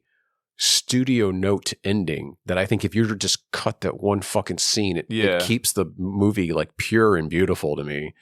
And it makes me wonder if it's supposed to be his fantasy and he's like deluding himself more by imagining that he's right. You know, I almost wonder if that's the actual intention of it. I don't know. We'll have to cover it one day. But yeah, to me, that kind of does that for this movie. Like it makes it, you know, fun the first time you see it, but then you realize like, oh, this movie could have a lot to say about, you know, like lone wolf psychosis kind of thing and like conspiracy and rabbit holes. And he even, you know, apparently you find out that he gets a lot of his ideas about this from a podcast about aliens. Yeah. He's listening to a real podcast in that scene, by the way. That's a real podcast. No. Yeah. You fucking serious? Yep. Oh my God. I didn't look into it enough to find out if it's one of those like real shows or if it's like a scripted kind of like jokey kind of alien podcast. I don't know how serious it is. You know what I mean? It is real. I just don't know if they're like, yeah, aliens are real and they're manipulating the world, or if it's like kind of like a jokey, like, you know, Return the Night Vale kind of thing. You know? Okay. Well, still, that's concerning. Yeah. Damn. I almost think it is real though, because they were probably like, for realism's sake, you know, in the movie. Sure. Yeah. Absolutely. But yeah, I give the film a soft 3. But I give Save the Green Planet like a 3.5 or even a 4. I want to go back and watch it. It's been a long time since I've seen it. But I remember that the first viewing of that movie really striking me, and it's a lot zanier, like I said. It's a lot more. There is comedy in both films, but I feel like there's more of it in that movie. Mm-hmm. It doesn't feel as serious and dark, even though it hits a lot of the same beats. Even the scene where you find out the guy's actually been torturing way more people than you realize. I wonder if that would be more entertaining if this was a comedy instead of like more overt comedy. Yeah. I think it would be because I don't know. Maybe I should revise my score. Maybe I'll go down. I don't know if Yorgos can. No, he pull cannot that do comedy. off. That's the thing. He can't do comedy. Like he does very subtle dark comedies. Yeah, like The Favorite, you know, and Poor Things too. Poor Things has a lot of it. It's funny, but it's not. It's funny instead of funny, haha. Yeah. But yeah, would you release this film under our label? I mean, so I would say yes. Yeah, but yes with a because this is the least Lanthimos movie. You know, like produced by Ari Aster. You can kind of see the oh my God, he's got mommy issues. Oh my God. You can see the influence. Listener, I'm giving Will a knowing nod. I didn't catch that. Like that, and also like he didn't have that much to do with the script, and it does have a really good reveal. It's a fucking weirdo movie, and we love weirdo movies. It's shot beautifully. Like I really do like the cinematography on this one. I like this movie a lot, and you can do all sorts of silly things with the fucking like if we did a bunch of like, you know, little peripheral shit with the you know, a collector's edition of this. Like, you tell me if you would too, and then we can talk about the little things we would throw in there. Or is this like not? I know I can see the argument for it because, like you're saying, it is a weird movie, and I love that for it. It's Ari Aster's attached to it, which makes me, you know, want to stand up for it. Yeah, I don't know if I like it enough to want to put it in our label, but like if the opportunity arose and like say the rights were affordable, I'd be like, yeah, you know what? We'll put out Bugonia. That movie's neat and like weird enough that I would like to support it. And I don't know if it's going to get the kind of like studio support it deserves to have a nice physical release. It got pumped out on physical media within 2 months of release. Yeah, it got spit out, dude. It probably has like no extras on the physical disc. Yeah. Okay, so would you... So it's one of those movies where like I think it does deserve to have commentary by like... Oh, for sure. Well, I was going to say, it's like, would you have Yorgos Lanthimos on set to fucking talk about the movie, or would you get somebody else to do it? No, I'd love to have a director commentary track. Okay, sure. But I would also ring in... the producers and even the executive producers, which are a lot of the guys that produced the original South Korean movie. Yeah. But especially including let me get the writer and director's name of the original Save the Green Planet. Jang Joon-hwan. I would love to have I guess you'd have to have an interpreter because he probably doesn't speak English. You don't think he does? I'm just guessing. Yeah. But yeah, like have a separate commentary track with him. Maybe one with Ari if he'd be willing. He did produce the movie. Ari, we gotta get you in there. Get you in the booth, buddy. I would love to have. So here's my dream lineup for commentary. Ari Aster, obviously, because I just want to hear him talk. Of course. Have you ever listened to him and Robert Eggers had a conversation? Oh, was it like the A24 podcast? It was just those two. It wasn't anybody else. It was just those two. So probably. Yeah. They do that where they'll bring in two directors of like two different A24 movies and have them sit down. And Eggers, I believe, was the one that was like really driving the conversation. Yeah. But like, it was wonderful. It was a wonderful listen. I bet. Yeah. But anyways, having Ari there and then having, let's say we'll put Emma Stone there because I do. Oh, right. She also produced it too. Oh, did she? Yep. No shit. Okay. Yeah. Cool. So that, and then Gitsavi. Put the three of them in the fucking studio. Because like he doesn't really do anything, but it'd be so fun to watch or listen to him react. Stavi could like MC it and then let Ari and Emma add things to it so that Stavi could keep it going. I don't want Yorgos in the fucking booth. I just don't. You know, like, it's not an indictment on him, but like is he kind of dry in person? Maybe I have no idea. I've not seen a lot of media of him in person. But it would actually be funny if they did have him in the booth, you know, and everything's cool, and then they get to the part where it's like, oh hey man, I'm sorry for what I did to you. I didn't do it to anybody else, and then stuff he calls him out. That would be great. Like I can hear this in my head. It would be really fun. So like obviously director's commentary. I'd love to see behind the scenes shit. You know, on the fucking DVD extras. Yeah, but the physical shit that you can get. I want that fucking hat. I want that hat in the package. The one at the very end that the crocheted hat. Yes. Yeah. Okay. I want that fucking hat in there. Yeah. I want have the box shaped like the fucking hat or something. Like that hat is iconic. I was thinking like a honeycomb style. Oh nope, never mind. You're right. Box set. Yeah, because there's a lot of honeycomb or beehive imagery. Yeah, you're right. Worked into the film and even into the spaceship. The spaceship is like a mix of like human organs and a beehive. And even in the basement, apparently the set designer like built honeycombs into like the backgrounds of the walls and stuff too. Because there's a lot of like beehive imagery that they're trying to like layer into the movie. Yes. No, you're right. I'm sorry. I shouldn't have. The hat has to be somewhere. No, I love your idea of like having this big hat accessory. Yeah. I want it so bad. What's like a small? No, sometimes stuff like that is just kind of frivolous and silly. I did get tchotchke, a little small tchotchke. A tchotchke, yeah. I prefer like posters and like really good cover art. You know, reversible cover art even. Sure.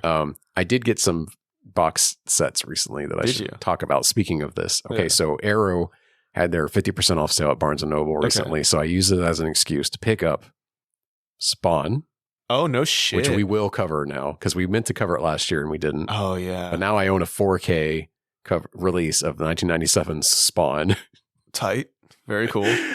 Yes, the live action movie. It's got John Leguizamo in it. Yes, as Violator. Yeah. Oh my God, we have a lot. We can't, we have to save it for the episode. We can't do it. It's so good. Yeah. The Good, the Bad, and the Weird. Okay. A really fun, like South Korean Western crime movie. Oh, I know about this movie. Yeah. It's really good. And the Teenage Mutant Ninja Turtles trilogy. Oh, fuck yeah, dude. Yes, the 90s one. I love those movies. I grew up on those fucking movies. Me too. I had a VHS of the first movie. And I watched that and like Batman and Batman Returns, like ad nauseum. All the time. Same here, man. Yeah. Same here. Yeah. Oh my God. That movie raised me. Yeah. And the box set is so fucking good. I'll show it to you before you leave. Tight. Hell yeah. It's so good. Hell yeah. And it has like a sweet, like double-sided fold-out poster. It has trading cards with all the main characters. It's got all the turtles. It's got Casey. It's got April O'Neil. It's got Splinter. Yeah. It's tight. It's got like a little like pizza the booklet that has like all the behind-the-scenes stuff is made out to look like a New York pizza menu kind of thing.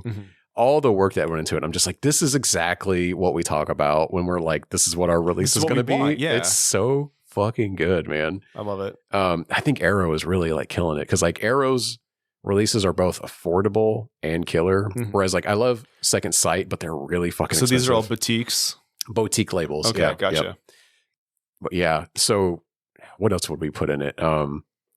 Maybe a so little cool diorama of the spaceship. Yeah. I was say, wouldn't it be so cool if we had just like serious disposable income and we could just do this to start the label? Yeah, that's the dream. This is the point of the podcast. One day, we'll get a sugar daddy, that listens to the show and decides to fund this shit. I was clowning on Peter Thiel earlier, but we could do a what was it? Not Red Scare. What was the name? Yeah, Red Scare. We could do a Red Scare heel turn where we start flirting with Peter Thiel, and then he can just dump a ton of money into us. Well, any billionaires listening to this that are like, oh yeah, other guys with lots of money will fund, political organizations that are making the world worse. What if? Listen to me. Hear me Hear me out. What if you just funded something cool for hobbyists that wouldn't make anyone mad at you? But if they were mad at you, it'd just be for dumb nerd reasons and not for you are destroying the planet and society, democracy and people's lives in general. No, you're just putting out like boutique releases of movies. You're going to make your money back, number one. And number two, like, it's going to be cool. You're going to be the hero to lots of nerds, It would be really nice, honestly. Yeah, it would Please be great. do it. We're going to get this off the ground one day. One day. We're going to do our dreamed physical release of Warriors of Virtue that comes with action figures. Dude, I would... what's funny is I started that movie. Yeah. I made it to right when he got isekai'd to the other area, and I was like, I can't do this. No, I don't have a reason to watch this. but if Jared is like, hey man, we will do that. Also, okay, I have to drop this because it just got announced. Vinegar Syndrome is doing a release of Tank Girl. What the fuck is that? Is that another? Vinegar Syndrome's a really weird boutique label. Okay. I normally do not like any of their releases. Mm-hmm. They do really, really good releases. I just don't like the movies they pick. They pick like real dog shit trash. Do you like Tank Girl? I love Tank Girl. Okay, I grew up watching Tank Girl all the time too. And it's such a weird, but like, have you seen it? I've seen the end of it like we're gonna multiple cover times. Okay. I know like it is a quintessential 90s comic book movie. Yeah, it's one of our so friends weird. is like a fucking loves Tank Girl. She is Tank Girl, basically. Yeah, she if is. it's who I'm thinking true. it is. Yeah. No, she is Tank Girl. That's very we've true. we've talked about it. We have, haven't we? Yeah. Lori Petty is like her hero too. Lori Petty, incredible actress. Love her. What else is she in? Because I have no idea. Point Break. I haven't seen that. Oh my god, we got to cover that too. I know. We haven't covered Sorcerer. Dude, it's coming. Okay, well, it's you tell me. It's been sitting on my TV for like since I bought it. Has too. it? Okay. Yeah. Oh my god. But yeah, Bugonia physical release. I don't love the cover they're going with of Emma Stone on it. Okay. I would prefer like a really sweaty picture of Jesse Plemons. Yeah, no, but that adds actually a darker tone to the film. Like I understand that there are dark themes to this film, but it is more goofy than we have really given it credit for. Like it's two bumbling fucking idiots that got one over on a lady. But like sweaty fucking disheveled Jesse Plemons on the cover. No, that's I should it just be a beehive?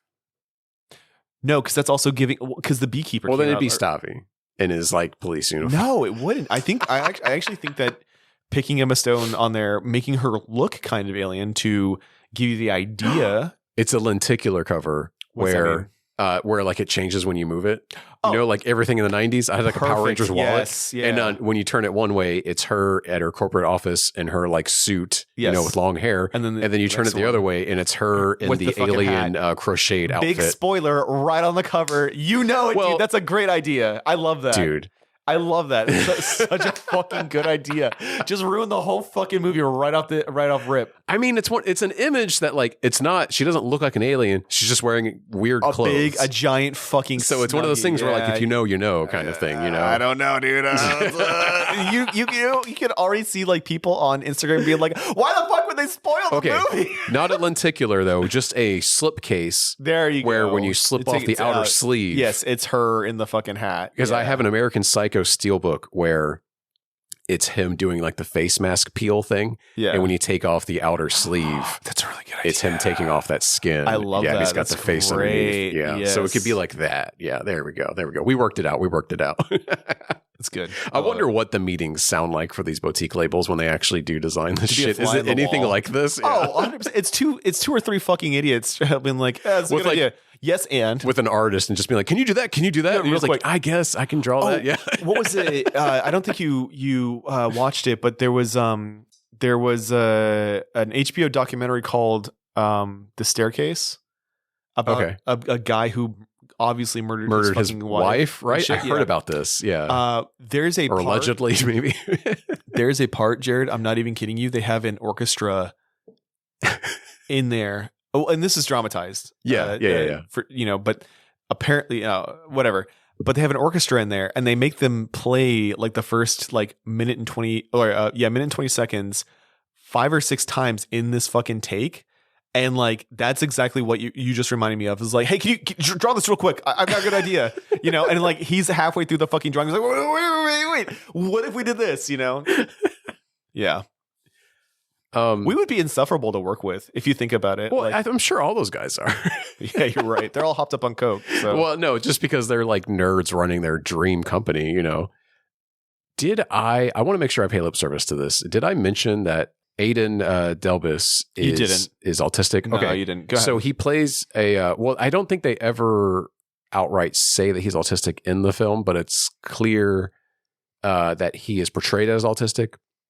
And he actually, is diagnosed with autism. Yeah. Tell me, like, do you have any information on how he got casted? I just read a snippet that they were exploring the idea of casting someone that was neurodivergent for the part. Mm-hmm. And then Yorgos met him during I think it was a casting meeting, and he decided like right then and there, this is the guy, like no question about it. It wasn't like it was a big long search. He just came across this guy immediately and was like, that's who I want to use. He has not been in a lot of the like press junkets and stuff. And I imagine he doesn't want to. Yeah, he's not really interested in it. Yeah. So Stavy has been, it's Jesse Plemons, Emma Stone, Yorgos, and Stavy will be like the key players that go to all the press junkets and doing all of like the Q&As and everything. Yeah. And Stavy is in 2 scenes of this movie. So knowing that, it's like, wow, why is he even bothering to do the press for it? He's got great charisma. But he does. And that's the thing. A lot of the questions that are lobbied at him by like the press and stuff and at the Q&A screenings are directed at Stavy. And he's like, guys, Emma fucking Stone is here. Why are you talking to me? And he'll like kind of have to deflect a little bit, And also a lot of his like weird fans are there to talk to him and, of course, which is, I think, helped drive a little bit audience to this movie, which is just so funny. It's so funny seeing him at like cans and stuff in like a suit next to like Emma Stone and Jesse Plemons. And it's like, good for you, hey, Stavy. Look, Ma, we made it. Yeah. Podcasters can achieve something. Yes. Well, folks, tell a friend about the show, please. We do not advertise, so that's the only way to get the word out there about us. If you have any questions or comments, you can email us at debaserpod@gmail.com. Thank you for listening to Debaser. If you enjoyed this episode, please subscribe to us on your podcast app and follow us on social media by searching for @debaserpod. I have started, like every other week, I will try to make a reel on the DebaserPod Instagram. Where I either recommend a movie or talk about a movie that we've covered in the past. You know what's cool? I'll give you a little snippet of something I'm doing later this month. The People's Joker is coming to Tubi. Oh, shit. I believe it's January 21st. Hell yeah. So if you haven't watched that movie yet, it's fucking weird. It's going to be available for free on Tubi. Tubi is free for everybody. You don't even have to make an account on Tubi. No, you do not. But if you do, it will save your spot in shows. I have been telling my wife this, and she refuses to do it still. Oh, I haven't. She's just like, well, I keep losing my spot. And I'm like, well, if you just fucking logged into my account, it would save where you left off. Haley goes on Tubi and watches fucking whatever horror movie they got on there. Like, I'm not even kidding you. And then loses her spot? No. Oh, okay. And she does it while she's at work just to listen. Yeah. So like it plays all the way through. And my mom uses Tubi too because it's one of the few apps that like you can actually watch your local like news channel on too, which is nice. Fuck, that's awesome. Yeah, it's actually built into there, which is cool. That's good. But yeah, People's Joker. I'll make a big video on social media because like I want to promote that movie, and 2, like I love our episode on it because I love that movie, and we talked about it a lot. Yeah, we did. And I would love to like get that out there. Hell yeah. And I love to like cross promote, like, oh, this movie is like out on streaming for people to watch, and we have an episode, so like you can go both. watch it and then listen to us talk about it. That tends to work well, like numbers wise, I've noticed. But yeah, so my wonderful co-host, if you didn't know, is Will Taylor. Will, sir. Where can people find you, and do you have anything to plug? Pocket_infinity at Instagram. The other one is Blue Sky. Blue Sky is Will Switch -engage. I don't post. It's all good. You don't. You've kind of stopped. Well, I mean, like I didn't really have much to post anyways. It's literally just work, and I haven't worked on anything worth posting yet. I do have a nice commission. I'm waiting for the model to come back to me. I'm really excited to get it done. It's a resculpt of a model that came out back in 1999. I want to say they just gave it a resculpt. It's fucking iconic. They really landed the aesthetic on it. I'm very excited to paint it up and show everybody. The guy is paying me to paint it is paying like for actual hours on it. So like I get to spend a little bit of time on it, making it look as epic as it should. So there is that. Other than that, I'm not really doing anything. I'm going to the gym, but I'm not going to post fucking gym selfies for people. I'm not doing that shit. Fuck it. Let's hear it. Will, this is the year we're back. Oh, we're coming back. We're so back. Have things in the world been bad? Oh, they've been awful. Real fucking bad. That's the right. vibes are atrocious. They're fucked. But you know what? What's that? I'm refusing to let that get me down. That's good. I'm having a beautiful time. Hell yeah. I've got a beautiful family that I'm happy and love and I'm so proud of. And I have a community that I support and I'm happy to be a part of. I took a walk today. I watered the trees. I picked up trash. I talked to my neighbors. I had such a beautiful day. That's great, man. And I was just like, this is what it's fucking about, man. Yeah. And if I see a fucking ICE vehicle rolling in this neighborhood, you know I'm pelting that shit with bricks. Oh, hell yeah. But anyway. Don't get arrested, please. No, don't get arrested. But take care of your friends and neighbors and your family. You know, there's a lot of awful things that are happening, right? But I watched a video recently of this lady who her DoorDasher ran into her house. I saw the same video. Yeah. And it's awful. But like the community shows up. Yes. Being the person that all you have to do is let that person hide in your house, you know, for like an hour or something. That's what you need. That's what you need to do. You know, you're doing the correct thing. You're saving someone's life, basically. And if they involuntarily run into your house, you cannot be held for harboring a suspected person or whatever. But what I was going to say, it's not even a crime, and they cannot access your house without a warrant, without a judicial warrant. Yeah. What I was going to say though is at the lowest point of that video, where it looks like she was about to give this lady up, the rest of her community comes out. Her neighbors come out and ask what's going on. There are people who are tracking these assholes showing up and starting to, you know, disturb what's happening. Right. And because the numbers are on her side, she gets emboldened and tells them to fuck off until they get a judicial warrant. So if you don't believe in what is happening right now and you see someone being accosted and you know that they're, like they say they're an American citizen, show up. Yeah. And even if you're in the minority, if you speak up, you're going to empower 5-10 other people to speak up. Like someone has to speak up. Yeah. That's what's happening in Minnesota right now. I've seen some really cool videos of ICE vehicles being chased out and being pelted with stuff, bottles and stuff as they drive away, because they realize there's like 4 or 5 of them and there's about 200 neighbors outside that are not happy to see them. They can't kill all of us. Exactly. They cannot kill all of us. Yeah, they can't excuse killing all of us. That's anyway. right. That's right. Yeah, I refuse to let this world get me down.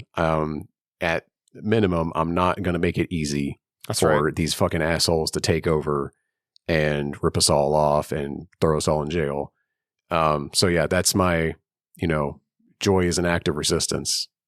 You know, I refuse to, I mean, I'm stealing that from Idols, to be clear, but, but yeah, I refuse to give in to despair this year. It's good outlook, man. He's gonna fucking die. He's gonna choke and die. And guys, we're gonna do an emergency podcast that very fucking day. We're gonna watch something. We're not even a political podcast. We will be podcasting that day, just to be like, everybody get in the fucking street and dance right now. Right now, let's go, This is baby. the day. Yeah. Do you remember the day he got COVID? I do. I saw so many videos of people dancing. Yeah. I know a guy who like ruined his like car roof and had to get it fixed because him and his friends were dancing on it all night. It's all right, dude. That shit's so fucking good. He's gonna fucking croak this year. Hopefully. We have to will this into existence. It's going to happen. Oh, dude. I mean, I can manifest. It's just like Goku. He's above. He's in our atmosphere right now. He's collecting Everyone energy send your energy to hit his, you know, having a heart attack, you know, right now, an embolism, something. Yeah, put it right into his fucking the vein on the side of his head and give it an aneurysm. I truly think too, once he croaks, it's over. Like it's all going to collapse. It's all a house of cards on there. I hope, dude. He filled the cabinet with a bunch of incompetent people, and truly, and Vance is a charisma fucking vacuum. And I keep reading about how like yes, they're getting away with a lot, but like, can you imagine how much worse it would be if they were actually competent? Because they can't, there's so much stuff that they're failing at because they don't know what the fuck they're doing. They're so stupid. They're like a dog chasing cars and they don't know what to do when they catch it, i.e. Venezuela, etc. You know, so many such cases. Many such cases. Anyway. It's all computer. You've seen the him doing a perfect ahiago. Yes, dude. He hits the fucking ahiago. My God. At least we're getting some good bits before he croaks. Zesty. Him getting up and looking out the fucking window to nothing. Brilliant. God damn. He even says like kind of an odd time to stare out the window. Sorry. And it's like, bro, is toast. Did you see when Rubio passes him a note? He says it out loud. Oh my God. It's like when you're trying to whisper something to your grandma at dinner so that she doesn't. And it's just like, shut the fuck up. God, I love it. Anyway, I got so far afield here. I refuse to give in to despair. This is the year. Yeah. I'm focusing on myself and those around me that I love and cherish and protect. And, you know, that's how you make the world a better place. You do what you can here. You don't let the bastards get you down. And especially do not let, you know, the little thing in your pocket at all times let you get don't let it give you fucking psychic damage. It's a cursed object. Exactly. Yeah, because I feel it happening to myself the more I scroll, and I'm just like, you need to stay on top of the news, but you don't need to look at it all day and doom scroll. You know what I mean? Yeah, there's the big difference, and I'm realizing I need to start pulling back more and more, and letting myself have peace and be happy. Because if I'm not good, then I can't serve those around me. They can't be good. You know what I mean? It's like it's a vicious cycle. But yeah, I'm getting really good at cooking. You know, my daughter is like developing really well. I'm really proud of the person that she's becoming. I'm happy with the podcast. I think it's better than it's ever been. I really like what we've done. This is our second episode of the year, but I'm already very happy with it. Yeah, I want to develop more professionally. You know, I've got a community here to run. It's a lot, but like, you know, we've got a lot to do, but we're going to do it. It's going to be fun. It's going to be great. We're going to make it. 2026, man. Make sure you live longer than he does. Exactly. Got to outlive them. And then meet me in the streets. Yep. Oh, man. So, what's up? Let's talk candles. Oh, again? Yeah, I think there is a market here because I considered. Oh, are you talking about like movie sense? We could do movie sense. Okay, so I do have to say that the book talk women are also getting in on this, and like they're trying to make sense that are based on different like characters, like Sarah J. Maas locales. books. Exactly, so that when you read the book, damn, it's not an original idea. It never is it? No, it never. Well, I mean, fucking Warhammer was doing it for fucking playing games and shit. There's already gamer sense too. Yeah, I really think there's something here.